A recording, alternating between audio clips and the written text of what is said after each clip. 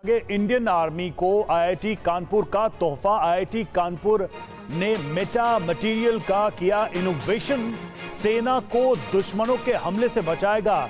ये इस हिसाब से पता चल रहा है कि इंडिया का जो एजुकेशन सिस्टम है और आईटी सिस्टम जो है वर्ल्ड का बेस्ट आईटी सिस्टम कहलाया जा रहा है। तो और मैं इंडिया को बहुत ज़्यादा अप्रिशिएट करना चाहूँगी जिस हिसाब से वो वर्किंग कर रहे हैं अपने एजुकेशन सिस्टम पर, अपने आईटी सिस्टम में और इंफॉर्मेशन एंड टेक्नोलॉजी में अपनी यंग यूथ को बहुत ज़्यादा प्रमोट करते हुए नजर आ रहे हैं। वो एजुकेशन एक बॉन्ड है और इसको भी यानी कैसे वहाँ के नौजवानों को कैसे टेक में, खासतौर पर टेक्नोलॉजी आप जानते हैं, तो उनके नौजवानों को ये तालीम कैसे पहुंचाई जाए, वो इसमें बहुत ज़्यादा इंटरेस्ट रखते हैं। देखिए ना कि इंडिया का ये कितना बड़ा इंस्टीट्यूट है, सिर्फ आईटी की वजह से आप देखें कि इंडिया की इकोनॉमी कहां से कहां पहुंच गई है। Where does India stands? India कहाँ खड़ा हुआ है? इंडिया को क्या क्या जिसे वो कहते हैं ना चीज़ें नज़र आ रही हैं और इंडिया की क्या डायरेक्शन है, ये काम है इंडिया की सरकार का। आपने लोगों को चीज़ें बताते रहना और वो बता रहे हैं। तो आप यकीन करें कि अगर एक आईआईटी कोई डेकेड पहले यहाँ पर ओपन हो चुका होता तो हालात बहुत बदल चुके होते हमारे। मैं सही कह रही हूँ, काफ़ी जहन बदल चुके होते, हमें काफ़ी मत आ चुकी होती। मत कहते हैं समझ को, हैं, यानी जो हमें पढ़ाई से कुछ मत मिलती है ना, यानी जो समझ बूझ मिलती है, तो और फिर टेक्नोलॉजी में उसके हवाले से कुछ थोड़ा सा हम आगे जा चुके होते। इंडिया में उन्होंने आईआईटीज बनाए हुए हैं, इंडियन इंस्टीट्यूट ऑफ टेक्नोलॉजीज। वहां से उनके जो इंजीनियर्स निकलते हैं वो इतने ज्यादा हाईली क्वालिफाइड होते हैं कि अगर वो यहाँ पर आईआईटी का इम्तिहान फेल कर लें तो वो जाकर अमेरिका में वो पास कर सकते हैं। वहां के अमेरिका का जो स्टैंडर्ड है वो इनसे लो है। जय हिंद दोस्तों, पाकिस्तानी रिएक्शन वीडियो में स्वागत। दोस्तों, आईआईटी कानपुर के छात्रों ने एक सेना के लिए बहुत ही अच्छा कवच बनाया है जो कि कमाल ही है अपने आप में। दुनिया में किसी के पास ऐसा आविष्कार अभी तक नहीं हुआ है और अभी इसका टेस्ट हुआ है। अब भारतीय सेना को दिया जाएगा और भारतीय सेना भी अपने लेवल पर काम टेस्ट करेगी उसको।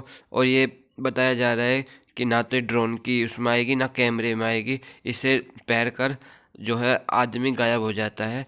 तो पाकिस्तानी मीडिया और पूरी दुनिया की मीडिया इस पर हैरान है कि भारत ने कैसे बना दिया। और पाकिस्तानी मीडिया चर्चा कर रहा है कि भारत के आईटी लोग अपनी शिक्षा पे बहुत ज़्यादा जोर देते हैं और अगर हमारे पास भी एक आईटी खुल जाती तो हमारी भी कुछ बुद्धि आ जाती। तो चलिए देखते हैं पाकिस्तानी रिएक्शन वीडियो कि कितना बेहतरीन कवच बनाया है।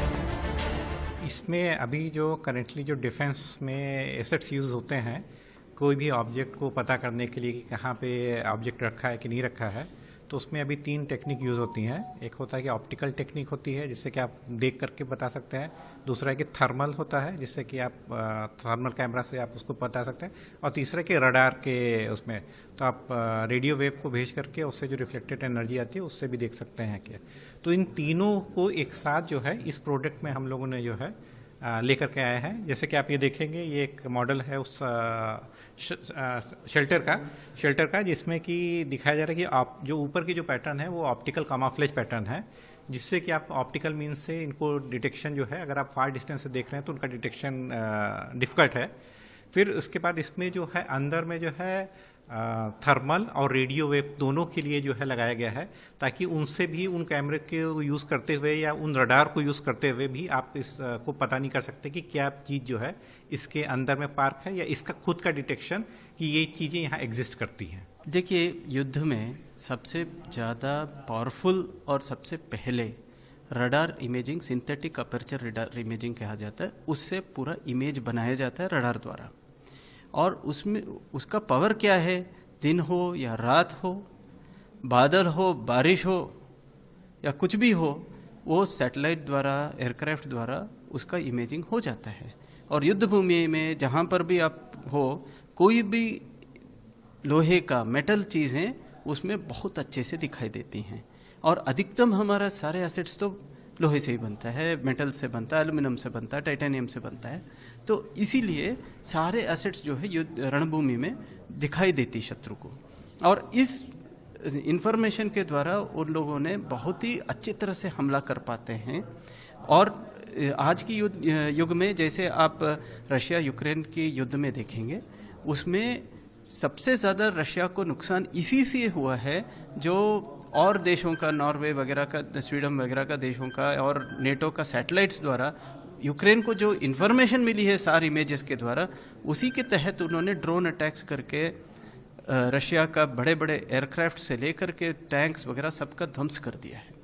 सर ये कितना वॉर में कितना कारगर हुआ सेना के लिए? ये सबसे ज़्यादा सेना को फ़ायदेमंद ये होगा कि उनका एसेट्स कहाँ छुपा हुआ है, इससे छुपा लिया तो रडार द्वारा आसानी से पहले बार उनको डिटेक्ट नहीं हो पाएगी।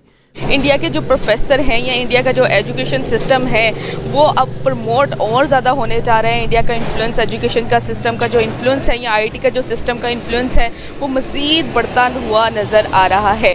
इस हिसाब से पता चल रहा है कि इंडिया का जो एजुकेशन सिस्टम है और आईटी सिस्टम जो है वर्ल्ड का बेस्ट आईटी सिस्टम कहलाया जा रहा है। तो और मैं इंडिया को बहुत ज़्यादा अप्रिशिएट करना चाहूँगी जिस हिसाब से वो वर्किंग कर रहे हैं अपने एजुकेशन सिस्टम पर, अपने आईटी सिस्टम में और इंफॉर्मेशन एंड टेक्नोलॉजी में अपनी यंग यूथ को बहुत ज़्यादा प्रमोट करते हुए नज़र आ रहे हैं। देखा जाए तो हम बहुत से आईटी एक्सपर्ट्स जो हैं वो जैसे गूगल के सीईओ के, बड़ी बड़ी इंस्टीट्यूट के जो सीईओ हैं, उन सब का ताल्लुक जो है वो इंडियन ओरिजिन से है।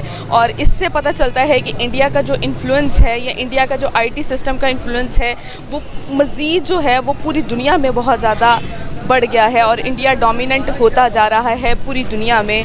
और अब ये एक और नया इनिशिएटिव हमारे सामने आया है। क्या आज की डेट में आप उनको ये अप्रिशिएट करना चाहेंगे कि इंडिया के लिए बहुत बड़ी गुड न्यूज़ है? जी बिल्कुल, ये इंडिया के लिए बहुत बड़ी गुड न्यूज़ है। वो ऑलरेडी इंडिया का जो एजुकेशन सिस्टम है वो ऑलरेडी हर मामले में बहुत ज़्यादा प्रोग्रेस में है, लेकिन डेफिनेटली उनका जो आईटी का डिपार्टमेंट है, जो आईटी से रिलेटेड उनकी फील्ड है वो बहुत ज़्यादा मतलब ग्रो कर चुकी है। तो definitely it's very good for them. Appreciate करते हैं? यस, मैं अप्रिशिएट करता हूँ, बिल्कुल करता हूँ, वो कोई भी कंट्री हो। पहली बात तो ये कि इंडिया जो है वो सबसे आगे टेक्नोलॉजी में, क्योंकि हमारे पाकिस्तान में भी जितनी मोस्टली ऐप्स अच्छी यूज़ होती हैं, फेसबुक नहीं कह सकते, ट्विटर वगैरह, जितनी भी अच्छी ऐप्स कह सकते हैं वो सारी इंडिया के मतलब उन इंडिया ने बनाई है, उनके सारे ओनर्स हैं उनसे, जिसकी वजह से इंडिया में टेक्नोलॉजी ऊपर है। तो वो हमें मौका नहीं मिल रहा कि हम मदारी बने और ऐसा तमाशा दिखाएं। इसकी वजह ये है कि इंडिया की तरफ से इतनी कमाल की खबरें आ रही हैं कि फिर कहते हैं कि नहीं भाई वो क्या टाइम ज़ाया करना, ज़रा पहले इसी पे बात कर लें। IIT आपको पता है जो इंस्टीट्यूट ऑफ उनकी इंडिया का IT का एजुकेशन जहाँ से सब हासिल करके बाहर निकलते हैं, तो IIT जो है वो अब वहाँ पर भी ओपन हो रहा है और पूरी दुनिया में ऑलरेडी हम आपको बता रहे हैं कि कहाँ कहाँ पर उनकी ब्रांचेस ओपन हो चुकी हैं। यकीन करें कि अगर एक IIT कोई डेकेड पहले यहाँ पर ओपन हो चुका होता तो हालात बहुत बदल चुके होते हमारे।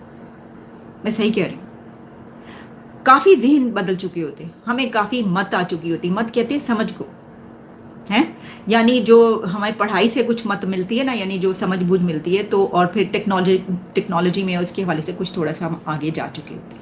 लेकिन ये तो हुआ नहीं, यानी 10 साल की मैं बात कर रही हूँ, डेकेड की, ये तो नेक्स्ट डेकेड में भी मुझे लगता है कि जो हमारी पॉलिसीज़ हैं उसमें नज़र नहीं आ रहा।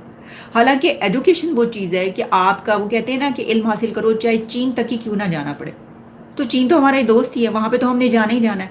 बात तो ये है कि एजुकेशन हासिल करने के लिए आप वहाँ पर जाएं जिसको आप कहते हैं दोस्त नहीं है, लेकिन भाई क्या करें, उनके पास ये गुर है, उनके पास एजुकेशन है, हमने हासिल करनी है। तो हमने आखिर कभी क्यों, ठीक है भाई आप कुछ ना करते, वैसे ही ताल्लुकात रहते, लेकिन कम से कम IIT से कुछ फ़ायदा उठाने की कोशिश करते। अब प्रॉब्लम एक और भी है, उसे दाखिला किन्नू मिलना है, किसके पास डिग्री है ऐसी कि वो उधर जाए तो क्या आओ जी आओ ताड़े इंतजार हो रहा सी, उन्होंने ये कहना, उन्होंने कहना है ए की पढ़ के आए हो तुसी, कितने पढ़े है, कितना जानते हो, जरा ए सुनाओ तो बस बत्ती गुल हो जानी। तो वो बात ये है कि एडमिशन मिलेगा भी कैसे, वहाँ पर एडमिशन हासिल करना इतना आसान नहीं है। पूरी दुनिया के जो बड़े बड़े वहाँ पे स्टूडेंट्स जाते हैं वो भी वहाँ पे ज़रा मुश्किल से ही उनको मिलता है। तो चलें, ये सब तो अपनी जगह पर वैसे हम बातें कर लेते हैं, लेकिन डेफिनेटली जो इंडिया का है इंफॉर्मेशन टेक्नोलॉजी का सिस्टम वो ऑलरेडी बहुत ज़्यादा ग्रोइंग है। तो किसी भी कंट्री के लिए ये ज़्यादा बेहतर होगा कि किसी भी जगह का जो IT का सिस्टम है वो अपने जो अच्छा है वो अपनी कंट्री में डेवलप करना चाहिए। तो मेरे ख्याल से ये दोनों कंट्रीज़ के लिए बेहतर है, क्योंकि इंडिया की तो ऑलरेडी जो इंफॉर्मेशनल टेक्नोलॉजी है वो बहुत ज़्यादा लीड कर रही है ऑल ओवर द वर्ल्ड। तो ये बहुत अच्छा मतलब इंडिया के लिए तो है ही कि मतलब उनका जो है ये ग्रोइंग में जा रहा है। यूथ भी जो है बहुत ज़्यादा IT में आगे जाती हुई नज़र आ रही है आने वाले टाइम। जी बिल्कुल। एक तो ये है ना कि उनका जो टेस्ट वगैरह हैं, टेस्टिंग सिस्टम है वो बहुत ज़्यादा टफ है। तो डेफिनेटली जो कैपेबल लोग होंगे जो इस चीज़ पे मेरिट पे फॉल करेंगे वही वहाँ पे जाके जो है वो एडमिशन ले सकेंगे, वही आगे वहाँ पे अपने जो है आईटी में कैरियर जो है वो सेट कर सकेंगे। अच्छा, जैसे आपने कहा कि हमारे हुक्मरान जो हैं या हमारे जो पॉलिटिशियंस हैं वो इंडिया की किसी चीज़ को मतलब इस तरह मतलब परमिशन नहीं देंगे या इंडिया का इंस्टीट्यूट यहाँ पाकिस्तान में नहीं आएगा। मैम ये देखें कि हमने इंडिया की हर चीज़ अडॉप्ट की हुई है। फॉर एग्ज़ाम्पल उनका कल्चर, उनका सब कुछ हमने अडॉप्ट किया हुआ है। इवन कि खाना पीना भी आज जो हमने अडॉप्ट किया है वो भी उन्हीं से किया हुआ है।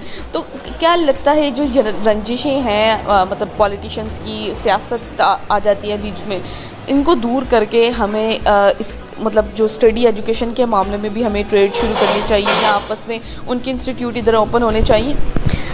ऑब्वियसली एक अच्छी बात है, लेकिन उस चीज़ को ख़त्म करने के लिए सबसे बड़ा मसला हमारे बीच में जो एक तज़ाद है वो है मसला कश्मीर। जब तक वो सॉल्व नहीं होगा पाकिस्तान इंडिया का कभी भी तज़ाद